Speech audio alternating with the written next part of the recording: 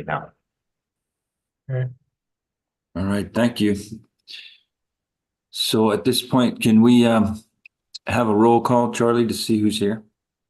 Yes, we can. Thank you. President Broussard, Here. Vice President Covello. Here. Thank you, Commissioner Torgerson. Commissioner Torgerson had said he was planning on joining. Commissioner Bowl. Commissioner Bowl, I spoke to him this morning. He was going to join us. Commissioner Schiffer. Here. Thank you, sir. Commissioner Rithaler. Here. Thank you, sir. Commissioner Cura. Commissioner Cura is absent at this point. Our law enforcement Commissioner Francisco is absent today with Frontier Days. Our tribal appointment, Commissioner Wildcat. Here. Thank you. Senator Driscoll, legislative liaison, is absent. Representative Newsom appears to be absent. Governor's liaison, Tom Lebanon, appears to be absent. I see that Commissioner Torgerson has joined us. I appreciate that. 1, 2, 3. We have a quorum, President. Beautiful. President Broussard, Director Yes. Moore.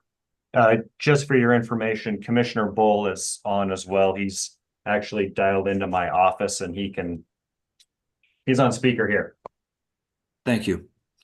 Well, then we'll call the meeting to order and we'll start our morning with the Pledge of Allegiance, if you guys don't mind joining me. I pledge allegiance to the flag of the United States of America. United States of America, And to the and republic the republic for which it stands, one nation, under God, indivisible, indivisible, with liberty and justice for all. so. Thank you. I don't have anything to report. Cactus, do you want to add this morning? No, sir. Okay, then we'll move on to item number 2, adopt this agenda. I'll entertain a motion to adopt this morning's agenda. Commissioner moved, Mr. Schiffer here, President. so moved. Okay, Second. Was that Schiffer made the motion? Who seconded? Yes, sir. and Thank then you. Cactus might have got the second in under the wire. Any discussion about that this morning, the agenda? Flag or wave your hand. I don't see any, so we'll call the vote. All in favor, say aye. Aye. Aye. Aye. Anyone opposed, say Aye. no. I don't hear any opposition, but sounds like it passed. Okay, we'll now move to the commission rules. Charlie, you want to start us on that?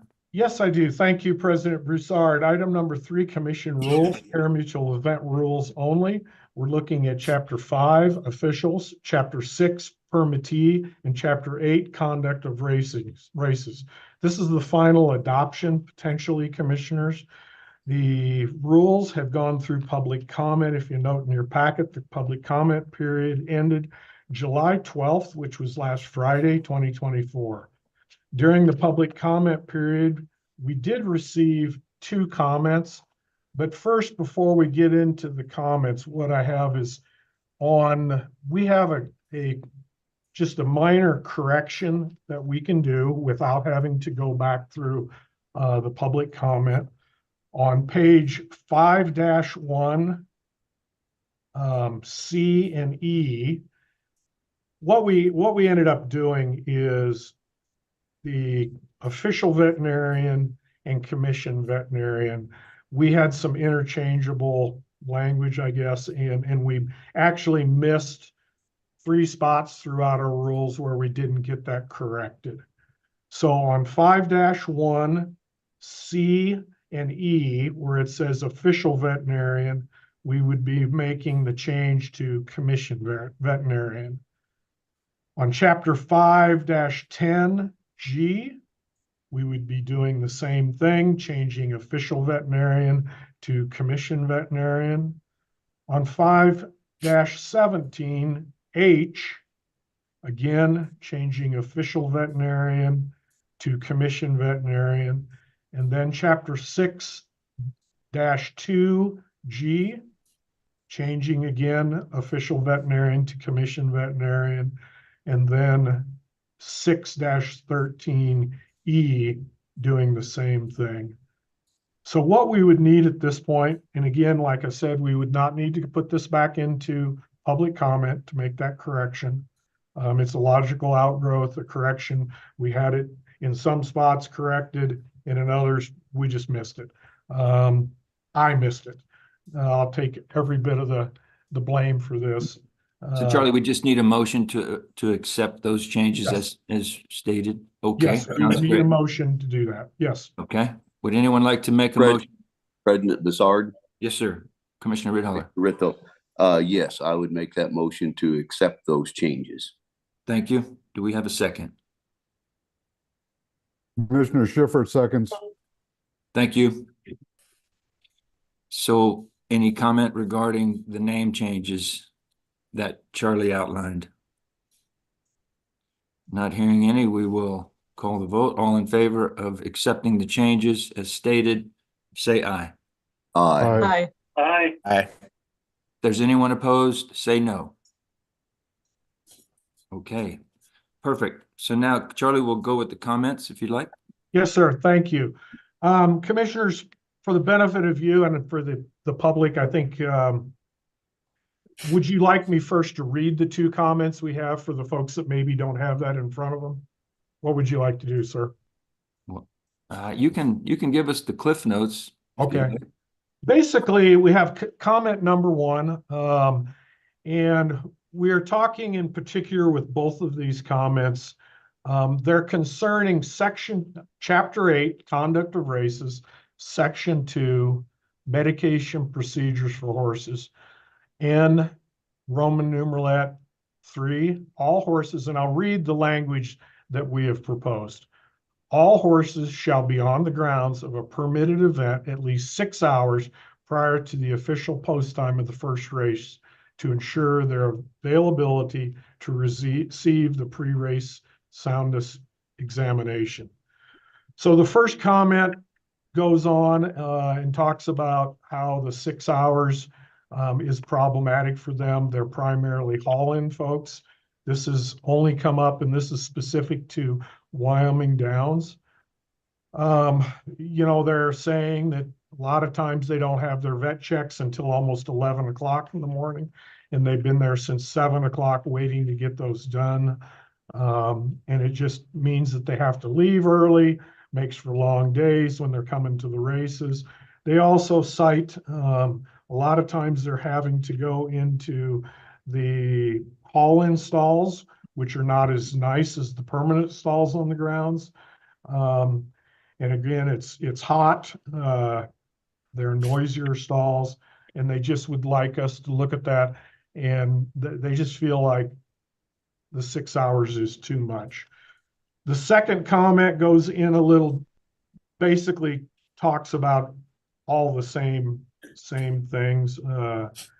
6 hours before, the horses have to show up at 7 o'clock in the morning. They're going into metal stalls.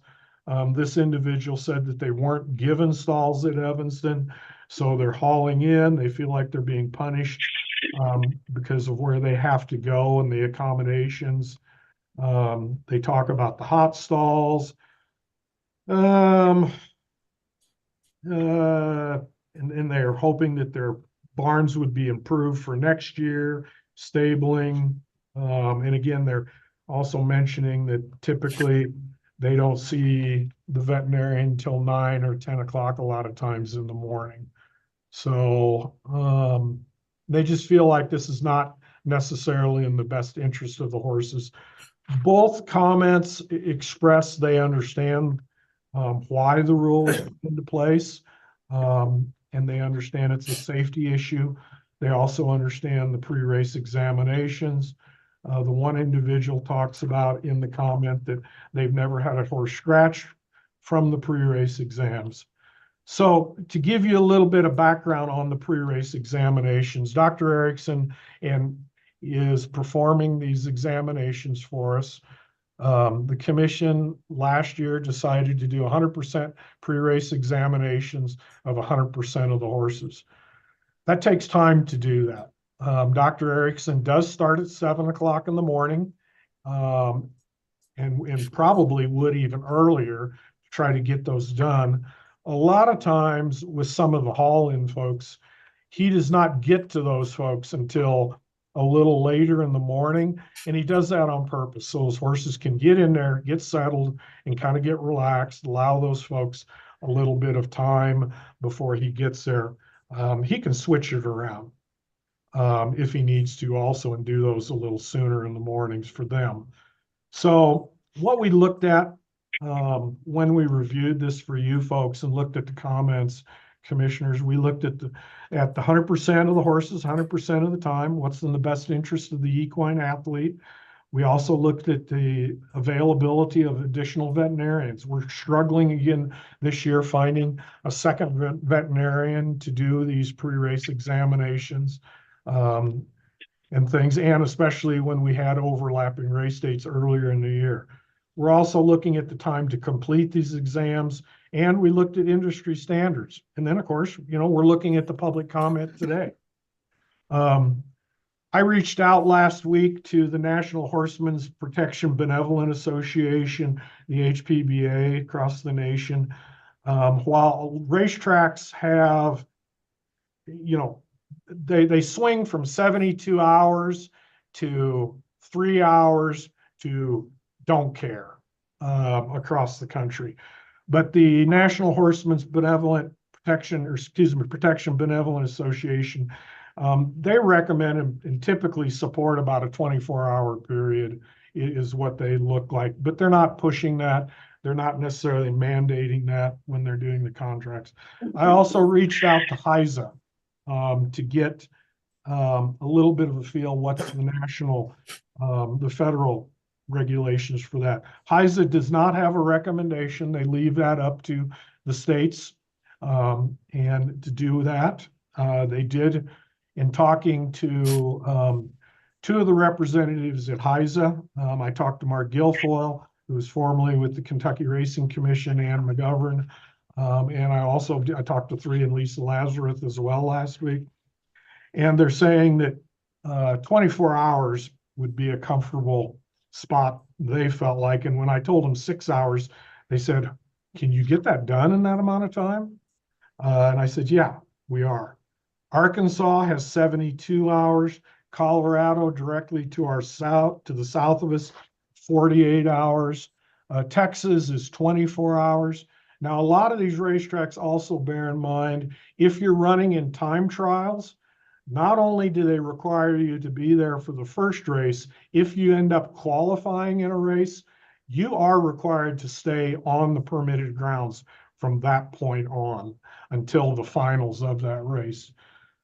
Churchill Downs properties, which was kind of interesting, they vary anywhere from 4.5 to 5 hours. It depends. Louisiana is 3 hours. But again, these bigger tracks all have teams of folks that are doing these examinations. And, in the near future, we may get to that point. New Mexico, 4.5. Washington, 5 hours. Oklahoma, 5. Nebraska has no requirement. Charlie. Sir, can I finish through these real quick? Yeah, how much you got? Every state? South Dakota has no requirement, Montana. So now with some of those states, Troy, they're not requiring pre-race examinations on those. Is Doc Erickson on the call? I don't believe he is. Well, did he have comment on the comment? Did he have any? I reached out to Dr. Erickson, and he feels like, he's hustling through these in the mornings. He was the one that originally, when we had looked at this, I said, what do you think? And he said 6 hours before would help us tremendously. Yeah. That's your question. Yeah. Our objective is to have all the horses checked. Our objective is not to penalize people for not being there at 6 a.m, but that's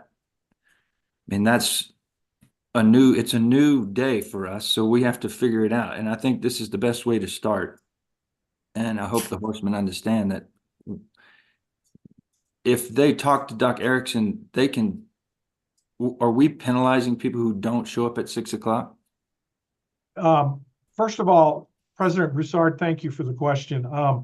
No, to answer your question, but they show up at 7 o'clock in the morning for a 1 o'clock post time for the first race. If we have somebody that Dr. Erickson can't find at 11 o'clock in the morning, 10 o'clock in the morning, and he's searching for them and they're not on the grounds, yes, those horses are typically scratched. Okay. They do end up getting scratched if he's trying to find them that late in the morning. But if you have a horse, we don't have somebody standing there at the gate with their time clock at Okay. 7:01 saying, sorry, leave. Right. At least not that I'm aware of. And it's always with the stewards. If we have somebody that calls, they're having troubles, had a flat tire, having problems, if they call ahead, or if they show up and they have a good case and they're able to get their pre-race exams, that's basically up to Dr. Erickson to make that recommendation to the stewards. Okay. Well, I think as long as there's some flexibility for the outlier situations, and I'm okay with making having it in black and white for the majority of the people. I see Commissioner Schiffer has a hand up, so if you don't mind, we'll take his question. Go ahead, Dan. Good morning, President Broussard. I just think we have to consider that, I don't know how many horses, but say 11 races with 7 to 8 horses. That's a lot of horses to look at.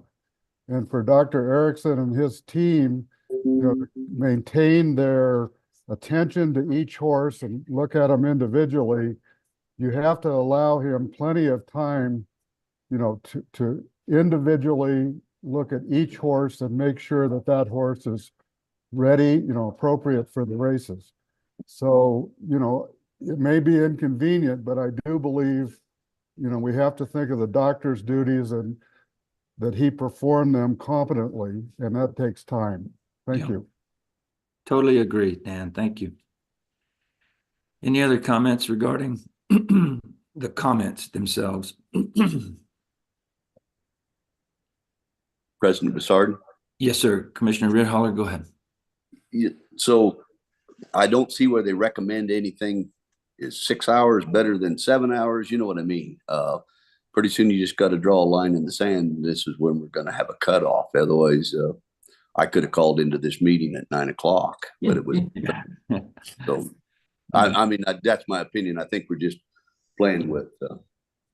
So to paraphrase, we need to start with something, and Yes. then over time we can adjust as a commission. And So can we adjust that, Charlie, Director Moore, if down the road without going through all the process and the community, Can it be in a policy instead of a yeah. rule? Can we tweak it down the road if it does come up that maybe that's too soon? President Broussard, Commissioner Ritholler, good question. And first of all, the emergency rules will expire in October. Wyoming Downs will be completed by then. Wyoming horse racing will be finished, I believe, at that point as well. So these rules will pick up once those rules expire. So this, no matter what we do today, we're not going to change the policy and how we have done things at Wyoming Downs or Wyoming horse racing for the remainder of this season. But to answer your question, and thank you, if over the next month or so, we see that, okay, maybe we do need to readdress this, shorten it up a little bit or take a different look at this thing. We have enough time between now and springtime when we're going to be racing to make that correction and make that change. So there is time. We're not going to circumvent the process, but we have the time. So to change the time, it would have to be another rule process, not a policy. We can't put it in sort of our own policy. Right. That is correct, President Broussard. Okay. All right. Got it. So, I mean, our number one objective is to ensure the safety and the soundness of the horses. And I think this is the best way to start in the new process. So, I mean, everybody would have a different opinion on the time. So at least at this point, we just pick pick a time. I think it's what Doc Erickson recommends, so we're gonna go with our staff's recommendation. That's my opinion. Do we need to, is there any more comment on the comments section? And Nick, is there anybody out there in the comment land that's listening to us today that from the, I don't know if this point's appropriate. Nobody? President Broussard, there is no hands up. Okay. Okay. Well, we don't want to, we're not here to overburden the horsemen. We're going to find a fine line. And I believe, like Commissioner Ridholler said, we need to go through the process to see where we can affect, make changes that suit us all. But if not hearing any more comments, we'll entertain a motion to adopt. Are we going just 5 right now, Charlie, or do you want to do them all at once? So at this point, President Broussard, we would need to make a motion to disregard the comments received for Chapter 8, Conduct of Racing. That would be the first motion. We need to make a motion to disregard the comments. Or Can we just make a motion to adopt the rules as presented, and that would by default disregard the comments? okay, we got the thumbs up from Mr. Kaler. I apologize. That was a motion, a negative motion. So Yeah. I apologize. So So I guess my question is, are we doing them chapter by chapter, 5, 6, and 8 in a row? Mr. Kaler, what would you like to see us do? Mr. President, it'd be perfectly appropriate to, now that you've made the changes to all of the chapters, just go ahead in one motion. You could adopt all of them in one motion. I like how you think, Mr. Kaler. Reminds me of myself. All right, then I'll entertain a motion to adopt the changes in chapter 5, 6, and 8 as presented. So moved. That's Commissioner Commissioner Schiffer Torgensen, seconds. Commissioner Torgensen, and Commissioner Schiffer. Okay, so now we'll open up for comments. Do we have any hands, Nick, at this point? President Broussard, there is no hands. Any of the commissioners would like to have a say before we vote?